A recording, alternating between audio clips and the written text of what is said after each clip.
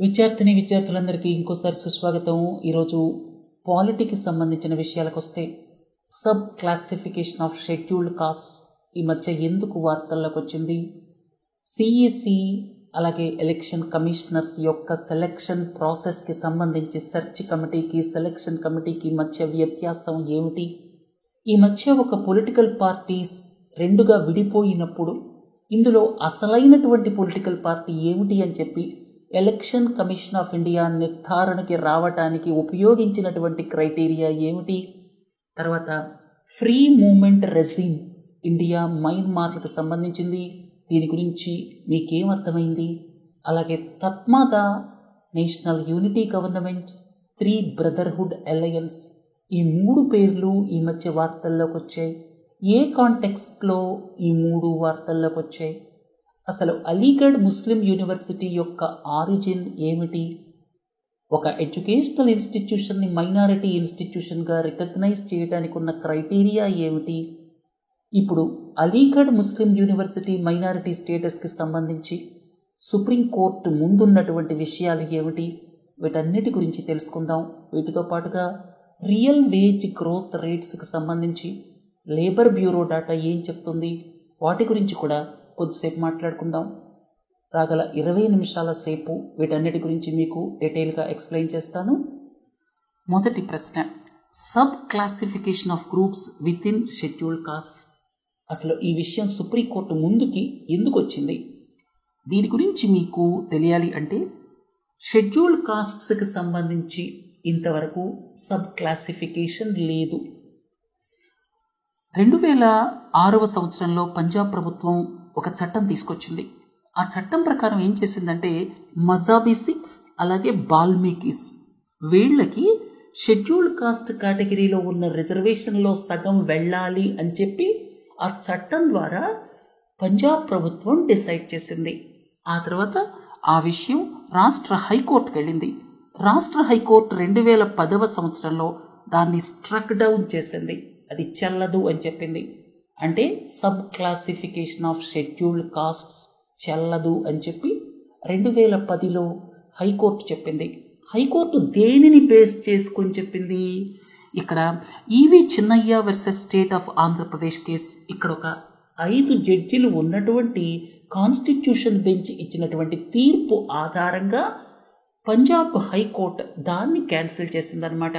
సరే, ఇక్కడ EV Chinnaiah versus state of Andhra Pradesh కేసులో దాదాపు 20 సంవత్సరాల క్రితం ఏం చెప్పడం జరిగింది, సబ్ క్లాసిఫికేషన్ అనేటువంటిది షెడ్యూల్డ్ కాస్ట్స్కి వర్తించదు. ఆర్టికల్ 341 ప్రకారం ప్రెసిడెంట్ షెడ్యూల్డ్ కాస్ట్స్ని నోటిఫై చేస్తారు. దీంట్లో ఏ రకమైనటువంటి సబ్ క్లాసిఫికేషన్ లేదు. ఇప్పుడు ఇదే విషయం 7 జడ్జిల కాన్స్టిట్యూషన్ బెంచ్ ముందుందనమాట. అంటే ఒకసారి 5 జడ్జిలు ఇచ్చినటువంటి దేన్నైనా సరే ఓవర్ రూల్ చేయాలంటే 7 జడ్జిలతోటి ఒక బెంచ్ని ఏర్పాటు చేస్తారు. ఇప్పుడు అసలు షెడ్యూల్డ్ కాస్ట్లో సబ్ క్లాసిఫికేషన్ అలౌ చేయొచ్చా లేదా, షెడ్యూల్డ్ కాస్ట్లో ఉన్నటువంటి కులాలన్నీ హోమోజినస్గా చూడొచ్చా, హెటరోజినస్గా చూడొచ్చా అనేటువంటి విషయాల మీద వాదోపవాదనలు జరుగుతున్నాయి. ప్రతిరోజు వార్తాపత్రికల్లో మనం వార్తలు చూస్తూ ఉన్నాం. ఇప్పటిదాకా మీకు అర్థం కావాల్సిన విషయం ఏంటంటే, ఇంతవరకు రాజ్యాంగం కానీ ప్రభుత్వాలు కానీ ఏవి కూడా షెడ్యూల్డ్ కాస్ట్స్కి సంబంధించి సబ్ క్లాసిఫికేషన్ని ఎలౌ చేయలేదు. అది ఎలౌ చేయొచ్చా లేదా అనేటువంటి దాని మీద 7 జడ్జిలు ఇవ్వబోయేటువంటి తీర్పు చాలా కీలకం కాబోతోందన్నమాట. తర్వాత సిఈసి ఈసీస్ మీ అందరికీ తెలుసు, 2023లో పార్లమెంట్ ఒక చట్టాన్ని తీసుకొచ్చింది. అంతకుముందు సుప్రీంకోర్టు ఇచ్చినటువంటి ఆదేశాలని కాదని, అంటే సుప్రీంకోర్టు ఇచ్చినటువంటి ఏదైతే జడ్జిమెంట్ ఉందో అపాయింట్మెంట్ ఆఫ్ సిఈసి ఈసీస్కి సంబంధించి ఆ స్పిరిట్ని కాదని కేంద్ర ప్రభుత్వం 2023లో ఒక చట్టం తీసుకొచ్చింది. ఇప్పుడు ఆ చట్టం ప్రకారం ఎలక్షన్ కమిషనర్ నియామకం జరగబోతోంది. ఎందుకంటే ఒక ఎలక్షన్ కమిషనర్ పదవీ కాలం కంప్లీట్ అవుతోంది. ఈ సందర్భంగా మీకు 2 విషయాలు తెలియాలి. ఒకటేంటంటే, ఈ చట్టం ప్రకారం నేను ఇంకా వెనక్కి వెళ్ళటం లేదు. సుప్రీంకోర్టు ఏం చెప్పింది, సుప్రీంకోర్టు చెప్పినటువంటి దాన్ని కేంద్ర ప్రభుత్వం ఎలా ఫాలో అవ్వలేదు, అవన్నీ మనం ఇంతకు ముందు నేర్చుకున్నాం. ఇప్పుడు అపాయింట్మెంట్ చేసేటప్పుడు ఆ చట్టం ప్రకారం చేస్తుందన్నమాట. ఆ చట్టంలో ఏం చెప్పబడింది? ఒకటేమో సెర్చ్ కమిటీ ఉంటుంది, అంటే ఎలక్షన్ కమిషనర్స్ని నియామకానికి సంబంధించి ఒక సెర్చ్ కమిటీ ఉంటుంది. దానికి లా మినిస్టర్ హెడ్గా ఉంటారు, ఇంకా 2 సెక్రటరీస్ ఉంటారు. వాళ్ళు 5 పేర్లని షార్ట్ లిస్ట్ చేసి సెలక్షన్ కమిటీకి పంపిస్తారు. సెలక్షన్ కమిటీ ఎవరు? ప్రధానమంత్రి, ఆయన నామినేట్ చేసినటువంటి ఒక యూనియన్ మినిస్టర్, అలాగే లీడర్ ఆఫ్ ద అపోజిషన్. ఒకవేళ లీడర్ ఆఫ్ ద అపోజిషన్ లేకపోతే leader of the single largest opposition party అన్నమాట. ఇక్కడ మెజారిటీ డెసిషన్తో వాళ్ళు నిర్ణయిస్తారు. చూడండి, ప్రధానమంత్రి అలాగే ఆయన నామినేట్ చేసినటువంటి క్యాబినెట్ మినిస్టర్. అంటే బై డిఫాల్ట్ ఏమవుతుంది? ప్రభుత్వం అపాయింట్ చేస్తున్నట్టే లెక్క, అసలు మారిందేమీ లేదు.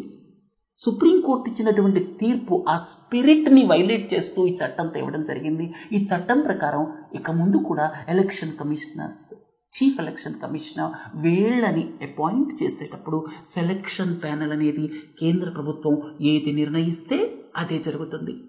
అర్థమైంది కదా? తర్వాత విషయానికి వెళదాం. ఇంకొక ముఖ్యమైన విషయం ఇక్కడ మీకు చెప్పడం మర్చిపోయాను. ఒకవేళ ఈ సెర్చ్ కమిటీ ఏదైతే ఉందో అది 5 పేర్లు రికమెండ్ చేస్తే 5 కాకుండా వేరే పేరుని కూడా వీళ్ళు సెలెక్ట్ చేయొచ్చు అనమాట. తర్వాత ఎన్సిపి, నేషనలిస్ట్ కాంగ్రెస్ పార్టీ, అది 2 వర్గాలుగా చీలిపోయిన విషయం మీ అందరికీ తెలుసు. ఒకటేమో శరద్ పవార్, ఒకటేమో అజిత్ పవార్. అయితే అసలు ఏది నిజమైనటువంటి ఎన్సిపి అన్న ప్రశ్న ఎలక్షన్ కమిషన్ ఆఫ్ ఇండియాకి వెళ్ళినప్పుడు ఎలక్షన్ కమిషన్ ఆఫ్ ఇండియా ఏం చెప్పిందంటే అజిత్ పవార్ గ్రూప్కి సంబంధించినటువంటి ఎన్సిపినే రియల్ ఎన్సిపి అని చెప్పింది. దానికే ఆ గుర్తుంటుంది, పేరుంటుంది అని చెప్పింది. అయితే ఆ నిర్ణయానికి రావటానికి ముందు ఒక ట్రిపుల్ టెస్ట్ని ఫాలో అవుతుంది. ఒకటేంటంటే అది aims and objectives of the parties constitution, అలాగే పార్టీ యొక్క కాన్స్టిట్యూషన్, అలాగే test of the majority to the dispute. ఈ 3టిని బేస్ చేసుకొని ఈ నిర్ణయానికి రావడం జరిగిందనమాట. తర్వాత ఫ్రీ మూమెంట్ రెజిమ్ అంటే ఏమిటి? ఈ మధ్య మయన్మార్ ఇండియా బౌండరీకి సంబంధించి మీ అందరికీ తెలుసు, మయన్మార్ ఇండియా బౌండరీకి వస్తే 4 రాష్ట్రాలు అరుణాచల్ ప్రదేశ్, నాగాల్యాండ్, మణిపూర్, మిజోరాం, దాదాపు 1643 కిలోమీటర్లు మొత్తం ఫెన్సింగ్ వేస్తాము అని చెప్పి కేంద్ర ప్రభుత్వం చెప్పడం జరిగింది. అదొక విషయం. రెండో విషయం ఏంటంటే ఇప్పటిదాకా ఫ్రీ మూవ్మెంట్ రెజిమ్ ఉంది. అంటే ఇక్కడ చూడండి, every member of the hill ట్రైబ్కి సంబంధించినటువంటి ఏ మెంబర్ అయినా సరే, వాళ్ళు సిటిజన్ ఆఫ్ ఇండియా కావచ్చు, సిటిజన్ ఆఫ్ మయన్మార్ కావచ్చు, వాళ్ళు ఒకవేళ 16 కిలోమీటర్ల బౌండరీ నుంచి అటువైపు ఇటువైపు 16 కిలోమీటర్లు బౌండరీ నుంచి వాళ్ళు నివసిస్తున్నట్లయితే వాళ్ళకి ఒక బార్డర్ పాస్ ఇస్తారు. వాళ్ళు ఒకవేళ మయన్మార్ సిటిజన్ అనుకోండి, వాళ్ళకి బార్డర్ పాస్ ఇండియా వాళ్ళు ఇస్తారు. ఆ తర్వాత ఇక్కడ 1 ఇయర్ అది వ్యాలిడ్గా ఉంటుంది. వాళ్ళు విజిట్ చేసినప్పుడు 2 వారాలు పర్ విజిట్ ఇండియాలో ఉండొచ్చు అన్నమాట. అర్థమైంది కదా? తర్వాత ఇంకోటి ఏంటంటే ఇండియా మయన్మార్కి సంబంధించి ఫెమిలియల్ అండ్ ఎథ్నిక్ టైస్ ఉన్నాయి. అంటే కొన్ని ఎథ్నిక్ గ్రూప్స్కి ఇక్కడ అక్కడ మా ఎథ్నిక్ గ్రూప్ వాళ్ళే అన్న ఫీలింగ్ ఉంటుందన్నమాట. అందుకే కొంతమంది ఈ మధ్య అక్కడ అంతర్యుద్ధం జరుగుతున్నప్పుడు, సివిల్ వార్ జరుగుతున్నప్పుడు మిజోరాం రావటం, మణిపూర్ రావటం మనం చూస్తున్నాం. అయితే మణిపూర్ చీఫ్ మినిస్టర్ ఏం చెప్తున్నారు? ఇలా వాళ్ళు రావటం వల్ల మణిపూర్ రాష్ట్రంలో పీస్ అంటే శాంతి అనేది ఎఫెక్ట్ అయింది అని ఆయన చెప్తున్నారు. కారణాలు ఏవైనా సరే ప్రభుత్వం 2 నిర్ణయాలు తీసుకుంది. ఒకటేంటంటే 1643 కిలోమీటర్లు ఉన్నటువంటి బౌండరీ మొత్తం కూడా ఫెన్సింగ్ చేయాలి అని నిర్ణయం తీసుకున్నారు. రెండోది, ఈ ఫ్రీ మూమెంట్ రెజిమ్ ఏదైతే ఉందో దాన్ని కూడా క్లోజ్ చేయాలి అన్నటువంటి నిర్ణయానికి వచ్చారు. ఈ ఫ్రీ మూమెంట్ రెజిమ్ అనేది 1970లో మొదలైంది, 2016లో రివైజ్ చేయడం జరిగిందనమాట. సరే, తర్వాత ప్రశ్న, తత్మాదా అంటే ఏమిటి? మయన్మార్కి సంబంధించినటువంటి ఆర్మీ అనమాట, అంటే మిలిటరీ అని చెప్పుకోవచ్చు. ఇప్పుడు అది ఆక్రమించుకుంది కదా, అంటే సివిలియన్ గవర్నమెంట్ నుంచి ఆంగ్ సాన్ సూకీ గవర్నమెంట్ ఉండేది ఇంతకుముందు 3 ఏళ్ల క్రితం దాకా. ఆంగ్ సాన్ సూకీ గవర్నమెంట్ నుంచి మిలిటరీ అక్కడ ఉన్నటువంటి అధికారాన్ని చేజిక్కించుకుంది. 3 సంవత్సరాల క్రితం ఇది జరిగింది. సో ఇప్పుడేం జరుగుతుందంటే తత్మాదా అది ఆ యొక్క దేశాన్ని పరిపాలిస్తున్నట్లుగా అధికారికంగా ప్రకటించుకుంది. అంటే అది ఆర్మీ అన్నమాట. ఇక రెండోది ఏంటంటే నేషనల్ యూనిటీ గవర్నమెంట్, వాళ్ళకు సంబంధించినటువంటి వాళ్ళ డిఫెన్స్ ఫోర్స్ కూడా ఉందన్నమాట. సో నేషనల్ యూనిటీ గవర్నమెంట్ ఏదైతే ఉందో వాళ్ళు కొన్ని భాగాలను మేము పరిపాలిస్తున్నామని చెప్తారు, నేషనల్ యూనిటీ గవర్నమెంట్. అలాగే 3 బ్రదర్హుడ్ అలయన్స్. ఈ 3 బ్రదర్హుడ్ అలయన్స్ అనేది అక్కడ ఉన్నటువంటి ఆర్మ్డ్ ఎథనిక్ ఆర్గనైజేషన్స్ ఏవైతే ఉన్నాయో 3 ఆర్మ్డ్ ఎథనిక్ ఆర్గనైజేషన్స్ కలిసి ఏర్పాటైనటువంటిది అనమాట 3 బ్రదర్హుడ్ అలయన్స్. వాళ్ళు కొన్ని ప్రాంతాలను మేము పరిపాలిస్తున్నాం, కొన్ని ప్రాంతాల్లో మా ఆధిపత్యం ఉంది అని చెప్తున్నారనమాట. తత్మాదా కావచ్చు, నేషనల్ యూనిటీ గవర్నమెంట్ కావచ్చు, 3 బ్రదర్హుడ్ అలయన్స్ కావచ్చు, ఇవన్నీ మయన్మార్కి సంబంధించి వార్తల్లోకి వచ్చాయన్నమాట. మయన్మార్ అనగానే మీ అందరికీ గుర్తొస్తుంది కదా, రోహింగ్యాస్. అలాగే క్యాప్యూ పోర్ట్, అక్కడ క్యాప్యూ పోర్ట్ని చైనా కన్స్ట్రక్ట్ చేస్తోంది. అలాగే మీకు మయన్మార్ అనగానే ఇంకో విషయం కూడా గుర్తుకు రావాలి, కళాదాన్ ప్రాజెక్ట్. అది కళాదాన్ రివర్లో నుంచి వెళుతుంది, ఆ తర్వాత మిజోరాంని చేరుతుంది అనమాట.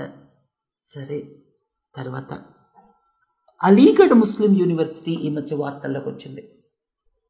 అలీగఢ్ ముస్లిం యూనివర్సిటీకి సంబంధించి నేను 4 ప్రశ్నలు అడిగాను. అలీగఢ్ ముస్లిం యూనివర్సిటీ యొక్క హిస్టరీ ఏమిటి, అసలు ఒక ఇన్స్టిట్యూషన్ మైనారిటీ ఇన్స్టిట్యూషన్గా రికగ్నైజ్ అవ్వాలి అంటే రూల్స్ అండ్ రెగ్యులేషన్స్ ఏమిటి, అసలు అలీగఢ్ ముస్లిం యూనివర్సిటీకి సంబంధించి ఈ అజీజ్ బాషా జడ్జిమెంట్ ఏమిటి, తర్వాత ఇప్పుడు సుప్రీంకోర్టు ముందుకి ఈ విషయం ఎందుకు వెళ్ళింది, ఈ 4 ప్రశ్నలకి సమాధానం చెప్తాను. మొదట Aligarh Muslim university. Sir Syed Ahmad Khan ఒక ముస్లిం రిఫార్మర్ అనమాట. ఆయన Mohammedan Anglo Oriental college MAO కాలేజ్ని అలీగఢ్లో ఎస్టాబ్లిష్ చేయడం జరిగింది. అలీగఢ్ అంటే ఉత్తరప్రదేశ్లో ఉంది. అదేంటంటే ముస్లిం ఎడ్యుకేషనల్ బ్యాక్వర్డ్నెస్ని అడ్రస్ చేయడానికి, అలాగే ఇస్లామిక్ వాల్యూస్ని ప్రొటెక్ట్ చేయడానికి, అది ఉద్దేశం అనమాట. అయితే ఆ తర్వాత ఏం జరిగింది, అలీగఢ్ ముస్లిం యూనివర్సిటీ యాక్ట్ తీసుకురావడం జరిగింది. బ్రిటిష్ వాళ్ళు పరిపాలించేటప్పుడు అలీగఢ్ ముస్లిం యూనివర్సిటీ యాక్ట్ని తీసుకొచ్చారు 1920లో. దాని ప్రకారం MAO కాలేజ్ ఏదైతే ఉందో, అలాగే ముస్లిం యూనివర్సిటీ అసోసియేషన్ ఏదైతే ఉందో, అవి రెండింటినీ కూడా అలీగఢ్ ముస్లిం యూనివర్సిటీ కింద ఏర్పాటు చేయటం జరిగింది. అంటే బ్రిటిష్ వాళ్ళు అధికారంలో ఉన్నప్పుడు ఒక చట్టం తీసుకొచ్చి అలీగఢ్ ముస్లిం యూనివర్సిటీని ఏర్పాటు చేశారు. తర్వాత స్వాతంత్రం వచ్చిన తర్వాత ఏం జరిగింది, 1951, 1965లో స్వతంత్ర భారతావనిలో 2 అమెండ్మెంట్స్ తీసుకొచ్చారు 1920 చట్టానికి. 1951 అమెండ్మెంట్ ప్రకారం కంపల్సరీ ముస్లిం రిలీజియస్ ఎడ్యుకేషన్ దాన్ని తీసేశారు. తర్వాత యూనివర్సిటీ పరిపాలనకు సంబంధించి ఎక్స్క్లూసివ్ ముస్లిం రిప్రజెంటేషన్ అనేటువంటి దాన్ని కూడా తీసేశారు. తర్వాత 65లో అమెండ్మెంట్ తీసుకొచ్చి పవర్స్ ఆఫ్ ద అడ్మినిస్ట్రేషన్ ఏదైతే ఉందో దాన్ని వేరువేరు బాడీస్కి డిస్ట్రిబ్యూట్ చేశారు. అలాగే president of India, members of the governing బాడీని నామినేట్ చేస్తున్నారు. అంటే మీకు ఏమర్థమవుతుంది, 1920లో బ్రిటిష్ వాళ్ళు ఉన్నప్పుడు తెచ్చిన చట్టం కావచ్చు, 1951లో అమెండ్మెంట్ కావచ్చు, 65లో అమెండ్మెంట్ కావచ్చు, వీటన్నిటి మూలంగా కంపల్సరీ ముస్లిం ఎడ్యుకేషన్ అనేటువంటి దాన్ని తీసివేయడం జరిగింది. అలాగే గవర్నింగ్ బాడీకి సంబంధించి మెంబర్స్ని ప్రెసిడెంట్ నామినేట్ చేస్తున్నారు. అంటే మనకి చట్టాలు తీసుకొచ్చి అలీగఢ్ ముస్లిం యూనివర్సిటీని ఏర్పాటు చేయటమే కాదు, తర్వాత అమెండ్మెంట్స్ ద్వారా ఆ యూనివర్సిటీలో కంపల్సరీ ముస్లిం ఎడ్యుకేషన్ అనేటువంటి దాన్ని తీసివేయటం, అలాగే గవర్నింగ్ బాడీ నామినేషన్ కేంద్ర ప్రభుత్వ పరిధిలోకి రావటం, ఇదంతా జరిగింది. జరిగిన తర్వాత ప్రాథమికంగా ఒక ప్రశ్న ఉత్పన్నమవుతుంది, ఇదంతా ప్రభుత్వం చట్టాలు తీసుకొచ్చి చేసింది, అమెండ్మెంట్స్ తీసుకొచ్చి చేసింది కదా, అసలు దీనికి మైనారిటీ స్టేటస్ ఇవ్వచ్చా లేదా? సరే, ఈ విషయం గురించి నిర్ధారించే ముందు మీకు బేసిక్ క్వశ్చన్ అడుగుతాను. అదేంటంటే మైనారిటీ స్టేటస్ ఎడ్యుకేషనల్ ఇన్స్టిట్యూషన్స్కి ఎలా ఇస్తారు? ఆర్టికల్ 31 రాజ్యాంగంలో పార్ట్ 3 ఏదైతే ఉందో దాంట్లో ఉన్నటువంటి 31 ఆర్టికల్ ప్రకారం రిలీజియస్ అలాగే లింగ్విస్టిక్ మైనారిటీస్, రిలీజియస్ మైనారిటీ కావచ్చు, లింగ్విస్టిక్ మైనారిటీ కావచ్చు, వాళ్ళకి ఫండమెంటల్ రైట్ ఉందన్నమాట ఎడ్యుకేషనల్ ఇన్స్టిట్యూషన్స్ని ఎస్టాబ్లిష్ చేయడానికి, అలాగే వాటి పరిపాలన కూడా వాళ్ళు చేయొచ్చు అనమాట, అంటే అడ్మినిస్ట్రేషన్ కూడా చేయొచ్చు. ఇంకోటి ఏంటంటే అదే ఆర్టికల్లో క్లాస్ 2 ఏం చెప్తుందంటే స్టేట్ అంటే ప్రభుత్వం ఏదైతే ఉందో ఈక్వాలిటీ ఆఫ్ ట్రీట్మెంట్, ప్రభుత్వం ఇచ్చేటువంటి ఎయిడ్ ఏదైతే ఉంటుందో అప్పుడు డిస్క్రిమినేషన్ చేయకూడదు. మిగతా ఎడ్యుకేషనల్ ఇన్స్టిట్యూషన్స్ని ఎలాగైతే ప్రభుత్వాలు చూస్తాయో, ఎలాగైతే గ్రాంట్స్ ఇస్తాయో అలాగే సమదృష్టితో చూడాలి.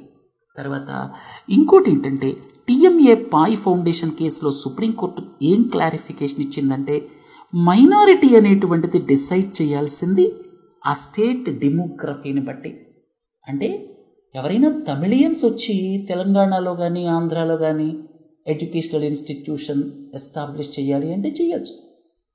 అలాగే తెలుగు వాళ్ళు వెళ్ళి మద్రాసులో ఎడ్యుకేషనల్ ఇన్స్టిట్యూషన్స్ అంటే చెన్నైలో ఎడ్యుకేషనల్ ఇన్స్టిట్యూషన్ ఎస్టాబ్లిష్ చేయాలి అంటే చేయొచ్చు. అది కూడా మైనారిటీ ఇన్స్టిట్యూషన్ కింద వస్తుంది. ఎందుకంటే సుప్రీంకోర్టు ఇచ్చిన క్లారిఫికేషన్ ఏంటంటే మైనారిటీ అనేది కన్సర్న్డ్ స్టేట్ యొక్క డెమోగ్రఫీని బట్టి డిసైడ్ చేయండి, నేషనల్ పాపులేషన్ని బట్టి కాదు అని చెప్పడం జరిగింది. అర్థమైంది కదా. ఇప్పుడు ఒకవేళ జమ్మూ అండ్ కాశ్మీర్ విషయానికి వస్తే హిందూస్ మైనారిటీ ఉన్నారనుకోండి, అప్పుడు హిందూస్ వెళ్ళి అక్కడ ఎడ్యుకేషనల్ ఇన్స్టిట్యూషన్స్ పెట్టచ్చు. సో ఇట్లా అనమాట. అంటే దేశం మొత్తం మీద ఎవరు మెజారిటీ అని చూడకండి, ఎవరు మైనారిటీ అని చూడకండి, ఆ రాష్ట్రానికి సంబంధించి చూడండి అని చెప్పి టీఎంఏ పాయ్ కేసులో చెప్పడం జరిగింది. తర్వాత మీరు డిస్క్రిమినేషన్ ఇవ్వకూడదు అనేటువంటిది కూడా ఇంపార్టెంట్ కాన్సెప్ట్. తర్వాత ప్రైమరీ స్కూల్ నుంచి ప్రొఫెషనల్ ఎడ్యుకేషన్ దాకా ఎస్టాబ్లిష్ చేయొచ్చు, ఏ స్టేజ్లోనైనా ఎస్టాబ్లిష్ చేయొచ్చు. తర్వాత ఎస్సీ ఎస్టీ ఓబీసీ రిజర్వేషన్స్కి సంబంధించి అవి వర్తించవు. ఎస్సీ ఎస్టీ ఓబీసీ రిజర్వేషన్స్ వర్తించవు. తర్వాత 50% సీట్ల దాకా వాళ్ళ కమ్యూనిటీకి రిజర్వ్ చేసుకోవచ్చు. ఒకవేళ చెన్నై మహానగరంలో తెలుగు వాళ్ళు వెళ్ళి ఒక విద్యా సంస్థని పెట్టారనుకోండి, తెలుగు వాళ్ళు మైనారిటీ కదా, అక్కడ 50% దాకా తెలుగు వాళ్ళకి సీట్లు ఇవ్వచ్చు అనమాట. ఇట్లా కొన్ని ప్రొటెక్షన్స్ ఇవ్వడం జరిగింది. అయితే మీకు ఇంతకుముందే చెప్పాను, అలీగఢ్ ముస్లిం యూనివర్సిటీ కథ వేరు.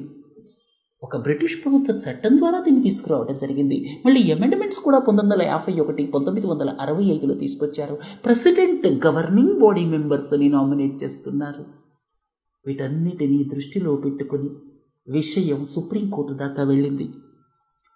Aziz Basha versus union of India 1967 సంవత్సరంలో supreme court Aziz Basha versus union of India వాళ్ళు ఇచ్చినటువంటి 5 జడ్జిల జడ్జిమెంట్ ప్రకారం ఏంటంటే AMU Aligarh Muslim university was neither established nor administered by the Muslim minority. ఆ యొక్క జడ్జిమెంట్లో ఏం చెప్పడం జరిగిందంటే అజీజ్ పాషా జడ్జిమెంట్లో ఒక చట్టం ప్రకారం, కేంద్ర ప్రభుత్వ చట్టం ప్రకారం 1920లో బ్రిటిష్ వాళ్ళు ఉన్నప్పుడు తెచ్చిన చట్టం, అలాగే 1951లో అమెండ్మెంట్స్, 1965లో అమెండ్మెంట్స్, ఇవన్నీ తీసుకురావటం మూలంగా కేంద్ర ప్రభుత్వ చట్టాల ద్వారా ఏర్పాటైన ఇన్స్టిట్యూషన్ కాబట్టి దీనికి మైనారిటీ స్టేటస్ వర్తించదు అని చెప్పడం జరిగింది అజీజ్ పాషా జడ్జిమెంట్లో. ఆ తర్వాత కేంద్ర ప్రభుత్వం ఏం చేసిందంటే మళ్ళీ చట్ట సవరణ చేసి ఏఎంయు యాక్ట్కి అమెండ్మెంట్ తీసుకొచ్చి 1981 సంవత్సరంలో మైనారిటీ స్టేటస్ని దానికి గ్రాంట్ చేయటం జరిగింది. ఇదే విషయం మళ్ళీ ఇప్పుడు సుప్రీంకోర్టు ముందుందన్నమాట. సుప్రీంకోర్టు అజీజ్ పాషా జడ్జిమెంట్ని సమర్థిస్తుందా అంటే మైనారిటీ స్టేటస్ వర్తించదు అని చెప్తుందా, మైనారిటీ స్టేటస్ వర్తిస్తుంది అని చెప్తుందా అనేటువంటి రిజల్ట్ కోసం చాలామంది వెయిట్ చేస్తున్నారు. ఇక్కడ చూడండి, ప్రభుత్వం ఏమంటుందంటే ప్రభుత్వం దీనికి మైనారిటీ స్టేటస్ వర్తించదు అని చెప్తుంది. ఇక సుప్రీంకోర్టు ముందున్నటువంటి 2 ముఖ్యమైన విషయాలు ఏంటంటే అసలు మైనారిటీ స్టేటస్ డిసైడ్ చేయాలంటే క్రైటీరియా ఏమిటి, క్లారిటీ ఇవ్వాలి.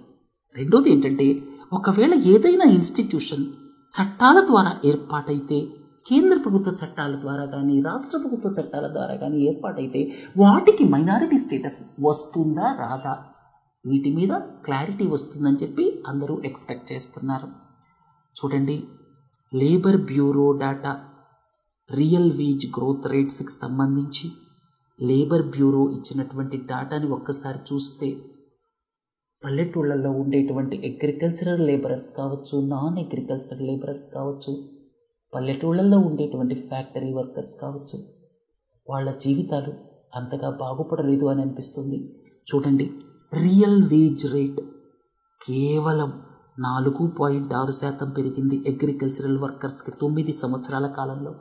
ఇన్ఫ్లేషన్ ఎఫెక్ట్ని తీసేస్తే సంవత్సరానికి 4.6 కాదు, మొత్తం 9-10 సంవత్సరాల కాలంలో 4.6% మొత్తం. చూడండి, అదే టైంలో మీకు ఇక్కడ ఈ రియల్ పర్ క్యాపిటల్ ఇన్కమ్ ఎంత పెరిగింది? 37% పెరిగింది. 2014 నుంచి 2023 దాకా రియల్ పర్ క్యాపిటల్ ఇన్కమ్ ఏమో 37% పెరిగింది. అగ్రికల్చరల్ లేబరర్స్ ఎవరైతే ఉన్నారో వాళ్ళ రియల్ వేజెస్ ఏమో కేవలం 4.6% మాత్రమే పెరిగాయి. ఇక నాన్ అగ్రికల్చరల్ కన్స్ట్రక్షన్ వర్కర్స్ ఎవరైతే ఉన్నారో రియల్ వేజెస్ తగ్గాయి రియల్ టర్మ్స్లో. దీన్ని బట్టి మనకేమర్థమవుతుంది? రిచ్ పూర్ గ్యాప్ పెరుగుతోంది అనేటువంటిది క్లియర్గా అర్థమైపోతోంది. ఇక్కడ పర్ క్యాపిటల్ రియల్ ఇన్కమ్ 37% పెరిగితే అగ్రికల్చరల్ వర్కర్ యొక్క రియల్ వేజెస్ కేవలం 4-5% పెరిగిందంటే ఏమర్థం చేసుకోవాలి? అంటే అగ్రికల్చరల్ లేబరర్స్ యొక్క పరిస్థితులు ఏమి మెరుగుపడలేదు అని అర్థం చేసుకోవాలి. దాంతోపాటుగా రిచ్ పూర్ గ్యాప్ పెరుగుతోంది అని కూడా అర్థం చేసుకోవాలి. సరే, రేపు మిస్సెలేనియస్ ఈవెంట్స్తో కలుద్దాం. నమస్తే.